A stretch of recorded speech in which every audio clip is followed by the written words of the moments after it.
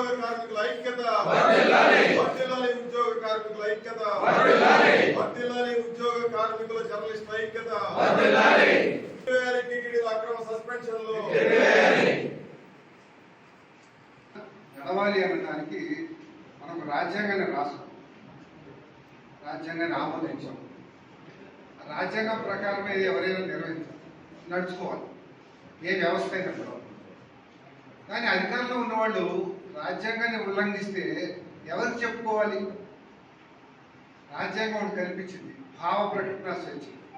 అంటే ప్రతి పౌరుడు తన అభిప్రాయాన్ని వ్యక్తం చేయొచ్చు. ఆందోళన చేస్తున్నటువంటి ఉద్యోగులకు మద్దతుగా ఆ అభిప్రాయం వ్యక్తం చేసినందుకు 3 ఉద్యోగుల్ని సస్పెండ్ చేయడం ఎంత దుర్మార్గం చూడండి.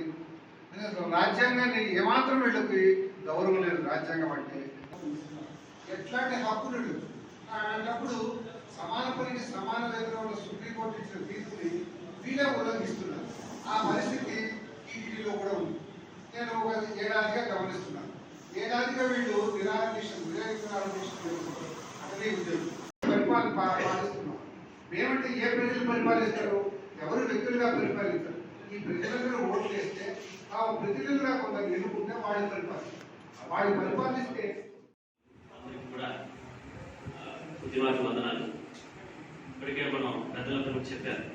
ఈరోజు స్వేచ్ఛాయుత వాతావరణంలో జరుగుతున్నటువంటి పోరాటంలో ఉద్యోగ సంఘాలు మద్దతిస్తే వారిపైన చర్య తీసుకోవడం అనేది ఏమైనా చర్యగా మేము ఇప్పటికీ ఖండించాం. ఏదేమైనప్పటికీ కూడా ఈ యాజమాన్యాలు వ్యవహరిస్తున్నటువంటి తీరు మనకి ప్రభుత్వాలు ఇస్తున్నటువంటి డైరెక్షన్ మనకి జరుగుతుంటాయని చెప్పి మేమైతే అభిప్రాయపడుతున్నాం. ఆ రోజు జగన్మోహన్ రెడ్డి గారు ప్రతిపక్ష నాయకులుగా ఉన్న సందర్భంలో ఇచ్చిన హామీలు ఏవి కూడా నెరవేర్చకపోగా ఐడియా ఉంది కదా నీకు, వారి యొక్క డిమాండ్ని పరిష్కరించడం కోసం ఇంత కష్టాన్ని అనిపిస్తున్నా కూడా టీటీడీ వాళ్ళు నిమ్మక నీరెట్టినట్టు ఉంటుందో అనేది చూస్తూ ఉన్నాం. అలాగే ఇంకా రకరకాల లింక్స్ లో పనిచేస్తూ ఉన్నారు.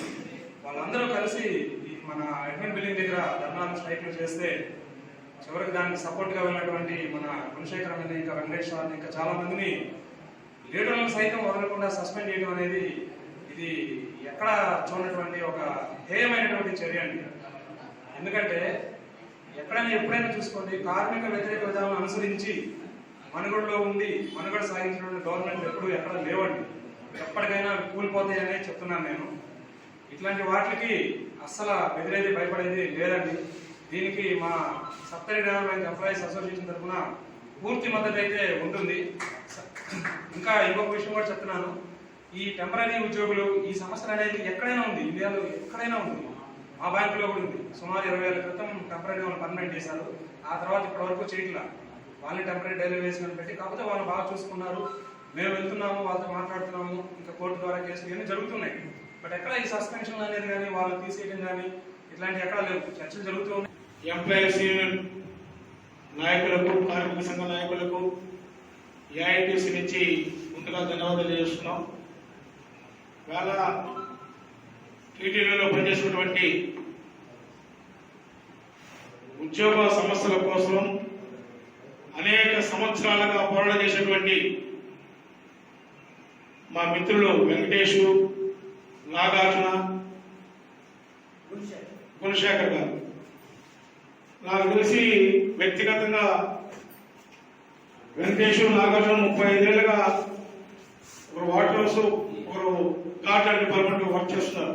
అప్పటి నుంచి కూడా వాళ్ళ కార్మికుల పట్ల ఎక్కడ కార్మికులకు అన్యాయం జరుగుతున్నా ఇమ్యూనిటీ స్పందించకుండా ఉండే నాయకులు. అయితే టీటీడీ ఎవరైతే ప్రశ్నిస్తారో, ఎవరైతే హక్కుల కోసం మాట్లాడతారో వాళ్ళ నోరు ముంపించే విధంగా ఇవాళ ఈ సస్పెన్షన్ చర్య అనేది ఏఐటీసీగా భావిస్తున్నది. అనేక దఫాలుగా కొండపైన 1980 నుంచి స్థానికుల కోసం, అదే ఉద్యోగాల కోసం వామపక్ష పార్టీలుగా అనేక ఉద్యమాలు చేపట్టిన చరిత్ర ఏదైనా ఉందంటే ఒక కమ్యూనిస్టు పార్టీలకు తప్ప ఏ పార్టీలకు లేవు. ఎందుకంటే ప్రత్యక్షంగా దాంట్లో మేము కూడా భాగస్వామ్యం. అక్కడ స్థానికంగా ఉండే సమస్యలు అయితేనేమి, ఉద్యోగస్తుల సమస్యలు అయితేనేమి ఇచ్చే పిలుపు మేరకు ఏ కార్యక్రమాన్ని ఏఐటీసీ ముందు అవసరం ఉంటుందని చెప్పి తెలియజేస్తున్నా కమెంట్స్. ఇటీవల ఇంతకుముందు కూడా ఒక 3 రోజుల ముందు మేము పాంప్లెట్ రేపు 8వ తరగతి బేజారుగా తీసుకోకపోతే ఏఐటీసీగా జిల్లా వ్యాప్తంగా కూడా టీటీడీని ముట్టడించడానికి ఏఐటీసీ సిఐటి ఇచ్చిన పిలుపు మేరకు మేము భాగస్వామ్యం చెప్పని తెలియజేస్తూ సెలవు తీసుకున్నాం. ఒక సమస్య ఉంది, దాన్ని సాల్వ్ చేయమని మర్యాదగా చెప్పారు. 10 ఏళ్ళు పోరాడుతున్నారు, చేత కాలేదు. ఇంక ఏం చేయాలని వీళ్ళకి వచ్చారు. మీకు చేత కాకుండా దాన్ని కవరప్ చేయడానికి equity activities, pressure activities. So కనీసం ఒక ధార్మిక సంస్థ ఒక ఇమేజ్ ఇస్తుంది. ప్రపంచం వ్యాప్తంగా చాలా గొప్ప సంస్థ, బాగా మేనేజ్మెంట్ వస్తుంది, యాత్రికులకు సౌకర్యం చేస్తున్నది. అదే రకంగా ఎంప్లాయీస్ కూడా ఇంపార్టెంట్ పార్ట్. మేనేజ్మెంట్ అంటే ఇంక్లూడింగ్ ఎంప్లాయీస్. వాళ్ళు ఏంటంటే మేనేజ్మెంట్ లేదు. మేనేజ్మెంట్ అనే పదమే ఎంప్లాయీస్ ఉంటేనే మేనేజ్మెంట్, లేకపోతే ఒక రోజులో ఎందుకు వస్తుంది మేనేజ్మెంట్. సో ఇది కూడా బాగా చూడాలి, ఎంప్లాయీస్ మంచి కూడా చూడాలి. ముఖ్యంగా ఈ టెంపరరీ ఎంప్లాయీస్ వాళ్ళు సేమ్ వర్క్ చేస్తారు, కానీ వాళ్ళకి ఎటువంటి సౌకర్యం లేదు. సుప్రీంకోర్టు కూడా ఎన్నోసార్లు గైడెన్స్ ఇచ్చింది, డైరెక్షన్స్ ఇచ్చింది, కానీ ఎప్పుడో పేపర్గా జరిగింది. ఇది లేని పరిస్థితుల్లో వాడు వీళ్ళకి వచ్చి కష్టపడుతుంది, వాళ్ళు ముందుకు దాన్ని ఎలాగో సమస్యను పరిష్కరించుకోకుండా దాన్ని ఇంకా పెంచుకుంటూ పోతున్నారు. ఇది ఏమాత్రం సమంజసం కాకుండా ధార్మిక సంస్థలు ఇప్పటికైనా మించిపోలేదు. ఆ సస్పెన్షన్ వ్యతిరేకిస్తే వాళ్ళతో మాట్లాడి ఒక టైంలో ఈ రోజు కాకుండా పైగా ఎందుకంటే వాళ్ళకి డబ్బులతో పదవలేదు. అంటే 3,000 కోట్ల పెద్ద అత్యంత ఆదాయం కలిగినటువంటి ఒక సంస్థ. ఇప్పటికప్పుడు వాళ్ళు కొంచెం బ్రాడ్ మైండ్ తోటి ఇప్పుడు బాగుండాలా, ప్రజలు బాగుండాలా, అందరూ సుఖానికి ఒక ఈ రాష్ట్రమే కాదు, ఒక శాఖమే కాదు, ప్రపంచం ఈ రోజు దేశవ్యాప్తంగా ఏ విధంగా అంటే అణచివేత అనేది జరుగుతూ ఉంది. కేంద్రంలో మనమిత్రులు మనకిత్రులు, మనమిత్రులు అంటే ఎవరు? మోడీ, అమిత్ షా. మనకిత్రులు ఆదాని అమరావతి. ఆ విధంగా మొత్తానికి మనమిత్రులు మనకిత్రులు అని చెప్పేసి ఈరోజు దేశంలో ఉన్న ప్రైవేట్ గవర్నమెంట్ సంస్థలన్నీ కూడా వాటికి దారాదత్తం, పెట్టుబడిదారులకి దారాదత్తం చేస్తూ ఉన్నాయి. దీన్ని అడిగే వాళ్ళు ఎవరు? ప్రతిపక్షాలు అడగాల. కేంద్ర పాలనలో ఉన్నటువంటి పార్టీలు కూడా దీని పార్టీలు కూడా వ్యతిరేకించారు. ఎవరు అటువంటి ధోరణికి రావడం లేదు. కొన్ని ప్రజా సంఘాలుగా మనం ఏమైనా మాట్లాడితే వాళ్ళు ఏం చేస్తున్నారంటే అణచివేత అనేది గురి చేస్తూ ఉన్నారు. అంటే మన హక్కును మనము అడగడానికి కూడా అయోగ్యత ఇది లేని పరిస్థితుల్లో ఈరోజు అణచివేత గురి చేస్తున్నారు. దీన్ని ఏం చేయాలా? ప్రతిఘటించాలి. ఉదాహరణకి ఈ రైతులు ఎంతో ఒక సంవత్సరంలో అనేక పోరాడి ఎంతో హింసించినారు, చాలా మంది చనిపోయినారు. అయినా కూడా దాన్ని పట్టు విడవకుండా పోరాటం చేశారు కాబట్టి ఈరోజు కేంద్రం దిగొచ్చింది. అంటే ఐక్యత అనేది మనలో ఎప్పుడు లేని టీటీడీలో కొత్తగా ప్రవేశపెట్టారు. కొంత సవాల్ అనుకుంటా అందరికి, ఒకరి నుండి ఇంకొకరికి వచ్చే అంటుగా ధర్మాన్ని రక్షించండి, మిమ్మల్ని రక్షిస్తుందని టీటీడీ వాళ్ళు చెప్తాను. పక్కన వాడికి అన్యాయం జరుగుతుంటే అడగద్దంటే అది ఏ ధర్మం? అధర్మమా? అధర్మమా? మొత్తం దొంగలు, దోపిడీదారులు టీటీడీ మేనేజ్మెంట్ బోర్డులో చేరి ఈ ఐఏఎస్ ఆఫీసర్ ఐఏఎస్ లాగా అయిపోయి పైనోడికేమో ఐఏఎస్ అంటారు, నమస్కారం అంటారు, కాళ్ళు పడుతూ అటెండర్ లాగా పనిచేస్తారు. కింద వాళ్ళేమో ఎట్లా చూస్తున్నారో తెలుసు. మురళి గారు కరెక్ట్గా చెప్తారు. దోపిడీ ఎంత 30 కోట్లకి 12-14 కోట్లు ఖర్చు పెట్టి 17 కోట్లు తిన్నారు. కాబట్టి ఇది ఒక సవాలు. ఏమంటారంటే ఈ చెట్టుని ఎర్రచంద్ర చెట్టు నీళ్లు లేకుండా మగ్గ పెడతారు. చెట్టు అప్పుడు చేవ పెరుగుతుందండి. అట్లా ఈ కార్మిక తిరిగి కొంచెం ఆదాయపడాల్సిన అవసరం లేదు. ఏ సంస్థలో అయినా భారతదేశంలో సార్ కరపత్రంలో కరెక్ట్గా రాశారు మురళి గారు, ఏ ఆర్గనైజేషన్ అయినా కాంట్రాక్ట్ వర్క్ గురించి మాట్లాడకూడదు అంటారు వాళ్ళు పైకి. కానీ మాట్లాడకపోతే మా సంస్థల గురించి మాట్లాడారు జాయింట్ కౌన్సిల్లో మీటింగ్లో అవి మాట్లాడకూడదు అంటారు. మాట్లాడకపోతే మా విషయాలు మాట్లాడాలని ఆలోచిస్తారు. కాంట్రాక్ట్ వర్క్ లాగా క్లీన్లీనెస్ అసలు ఉంటుందండి టీటీడీలో. క్లీన్లీనెస్ నంబర్ 1 దేవస్థానం పంట మీద నడపాలంటే వాళ్ళు పనిచేస్తారు కదా. ఇది క్రిమినల్ కేసు పెట్టాలి, వాళ్ళకి డబ్బులు ఇవ్వకపోవడం అవన్నీ పెట్టకపోవడం మనం సస్పెండ్ చేస్తే అది నిలబడదు. సహజ న్యాయ సూత్రాలకు విరుద్ధం. నోటీస్ ఇచ్చారు, రిప్లై కూడా లేకుండా నిలబడదు. ఎక్కడ ప్రశ్నిస్తే పోతున్నప్పుడు అలా బిహేవ్ చేస్తున్నటువంటి పరిస్థితుల్లో మనం ఇంత ధైర్యంగా మొక్కవాని ధైర్యంతో మనం మన పోరాటాన్ని స్ఫూర్తిదాయకంగా ముందు చేస్తూ ఉంటే కానీ ఈ అణచివేత ఉన్నటువంటి పరిస్థితిని మనం ఎదుర్కోలేము. కాబట్టి ఆ విధంగా మనం ప్రయత్నం చేస్తాం. ఇదివరకే కూడా ఒకసారి కళ్యాణోత్సవం టికెట్లు బ్లాక్లో విక్రయం సందర్భంలో మేము ఎల్ఐసిలో ఒక చిన్న మీటింగ్ పెట్టి అన్ని ఆర్గనైజేషన్ పిలిచి చేస్తే అప్పుడు పీపుల్ ఫర్ ఇండియా ఫోరం అని చెప్పి పెట్టుకొని ప్రజా సమస్యలను ఈ అంశం పైన ఒక మీటింగ్ పెట్టినప్పుడు టీటీడీ వాళ్ళు కూడా మన వాళ్ళు వచ్చారు. వాళ్ళకి పోలార్ భాస్కర్ గారు చేయబడినప్పుడు నోటీస్ ఇచ్చి వాళ్ళకి సస్పెన్స్ ఎక్కడ చేయకూడదు అని చెప్పేసి వాళ్ళకి నోటీస్ ఇవ్వడం జరిగింది. అప్పుడు మనం అందరం వెళ్ళి కలిసికట్టుగా భాస్కర్ గారిని మన ఎమ్మెల్సీ వాళ్ళ పద్ధతితో కలిసి వెళ్ళి చాలాసార్లు వాళ్ళతో మాట్లాడి ఆ సస్పెన్షన్ రిమూవ్ చేయించాం. అదేవిధంగా మనం గట్టిగా మన అందరి యూనియన్లు కలిసికట్టుగా ఉండి పోరాటం చేసి వాళ్ళకి ముఖ్యంగా మన సోదరులకి ఇప్పుడు చర్యలు చెప్పి ముందు కూడా మనం ప్రతి ఒక్క కార్యక్రమంలో కలిసికట్టుగా ఈ కార్మిక పోరాటాలు ఏదైతే దాన్ని ముందుకు తీసుకెళ్దాం. న్యాయం కాదు.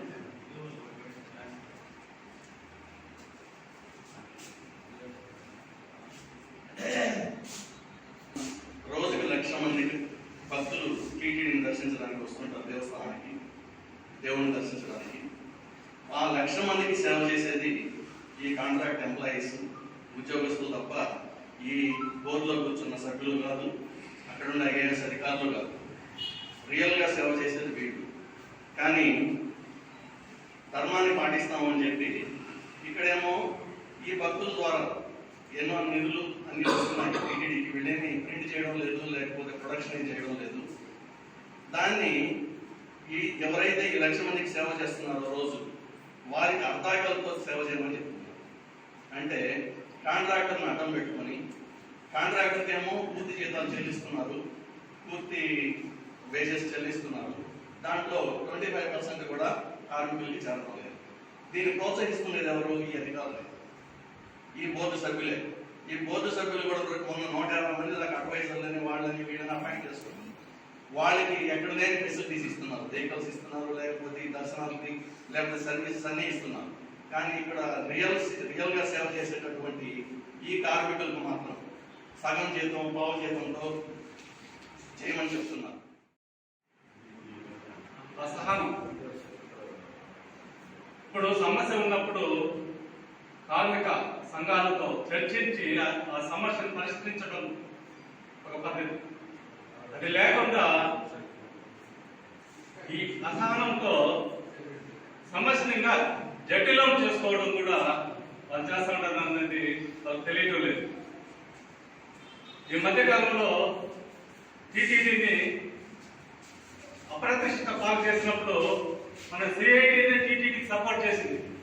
మీ అందరూ తెలుసు. నేను కూడా ఒకసారి యూపీఎస్ చెప్తున్నా, ఏం సార్ 7 వాళ్ళకి మన సిఐటి అండగా తెలిసిందంటే అవునయా నిజాలు ఏదంటే అదే సిఐటి మాట్లాడుతుందన్నారు. వాళ్ళకి తెలియదు. కార్మిక సంఘాలకే మద్దతు కాదు, సంస్థను కాపాడుకునే బాధ్యత కూడా కార్మిక సంఘాలు అనే విషయాన్ని వాళ్ళకి తెలియజెప్పాలి. కేవలం కార్మికులు మద్దతు ఇచ్చిన సస్పెన్షన్ చేస్తారా? అది కాదు. మీరు సంస్థకు నష్టం చేసినప్పుడు మేము ఒప్పుకోమనే విషయాన్ని వాళ్ళకి తెలియజేయాలి. కార్మికులను అణచివేసే ధోరణి, భయపెట్టే ధోరణిలోనే ముందుకెళ్తున్నారే కానీ కార్మిక సమస్యలు ఏమి, వాళ్ళ సమస్యలు తీర్చేదానికి మాత్రం ముందుకురాదు. అంటే ఏమన్నా మనం భయపడేదానికి ఏమన్నా వాళ్ళ పార్టీ కార్యకర్తలు కాదు, ప్రతిపక్ష పార్టీ కార్యకర్తలు కాదు, కరడు కట్టిన ట్రేడ్ యూనియన్ నాయకులు. కాబట్టి వాళ్ళు భయపడే ఆస్కారమే లేదు. ఇవన్నీ లీగల్ గా ఏ మాత్రం చెల్లుబాటు కాదు. ఎందుకంటే మాకు ప్రత్యక్షంగా ఎక్స్పీరియన్స్ ఉన్నది. ఇలాంటి సస్పెన్షన్స్ ఇవన్నీ కోర్టు కేసు వెళ్ళిన తర్వాత ఒక 5 years అయినా 6 years అయినా మనకు ఫేవరబుల్ గా వచ్చిన సందర్భాలు ఉన్నాయి. మొత్తం బ్యాక్ పేజెస్ తో సహా పే చేసి మనం డబ్బులు తీసుకోవాల్సిందే తప్పితే మిగతా ఎటువంటి ఆస్కారం లేదు. ఈ రీసెంట్ మధ్య కాలంలో చూస్తున్నాం. ప్రతి ఒక్క విషయంలో ఉన్న కోర్టు శివార్లు పెడితే కానీ గవర్నమెంట్ వినే పరిస్థితి లేదు. మనం ఏమన్నా కొత్తగా ఏమన్నా అడిగామా? వాళ్ళు అధికారంలోకి వచ్చే ముందు ఏదైతే హామీలు ఇచ్చారో 3 సంవత్సరాలు అయిపోతాయి, హామీలు నెరవేర్చండి అని చెప్పి అడిగే తప్ప. మాధవ సేవ ఆ పని ఈరోజు టీటీడీలో పర్మనెంట్ ఉద్యోగులుగా ఉంటూ టీటీడీ వాళ్ళు చెప్పినట్టుగానే మానవ సేవ మాధవ సేవగా భావించి అన్యాయం అయిపోతూ ఉన్న సామాన్యమైనటువంటి కార్మికులు. తిరుమల కొండ ఈరోజు శుభ్రంగా ఉంది. ఒకవైపు మరుగుదొడ్లు శుభ్రంగా ఉన్నాయి, వీధుల్లో ఘోరంత చెత్త కనిపించకుండా శుభ్రంగా చేస్తూ ఉన్నారు.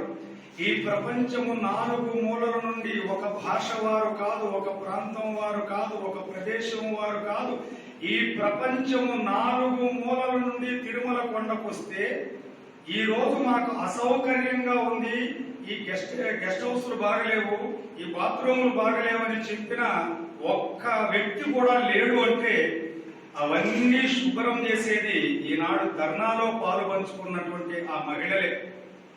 ఇన్ని శుభ్రంగా తిరుమల కొండను తీర్చిదిద్దినట్టుగా, శుభ్రతకు నిదర్శనం తిరుమల కొండ అనిపించేటట్టుగా చేసేది ఈనాడు ధర్నాలో ఉన్నటువంటి మహిళలు.